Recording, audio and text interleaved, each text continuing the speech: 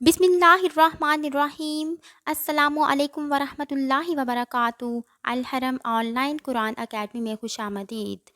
चांद रात इबादत की रात। रसूलुल्लाह सल्लल्लाहु अलैहि वसल्लम ने इरशाद फरमाया, जिस शख्स ने ईदैन यानी ईद उल फितर और ईद उल ज़ुहा की रातों को सवाब की उम्मीद रखते हुए ज़िंदा रखा यानी इबादत में मशगूल रहा और गुनाहों से बचता रहा, तो उसका दिल क़यामत के उस दिन ना मरेगा जिस दिन लोगों के दिल वहशत और घबराहट की वजह से मुर्दा हो जाएंगे, यानी क़यामत के दिन।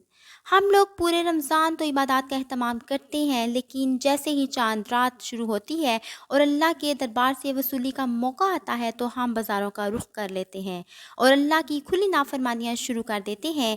बेपर्दगी, फहाशी, मौसीकी और नाच गाने का सिलसिला अपने अरूज पर पहुंच जाता है और यूं हम लोग इस चांद रात की बरकतों से महरूम हो जाते हैं। लिहाजा चांद रात को बाज़ारों का रुख करने की बजाय इबादत, ज़िक्र, तिलावत और दुआओं में मशगूल रहें और गुनाहों से बचते रहें। अल्लाह तबारक व तआला हम सबको अमल की तौफ़ीक़ अता फ़रमाए। आमीन।